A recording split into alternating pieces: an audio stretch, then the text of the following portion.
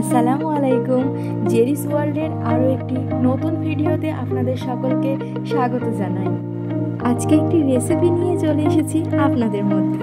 আমাদের ছোটবেলার সকাল সন্ধ্যা মানে চা, মুড়ি, বিস্কুট, টোস্ট এইসব খেয়েই কাটতো, কিন্তু এখন তো সময় পাল্টাচ্ছে।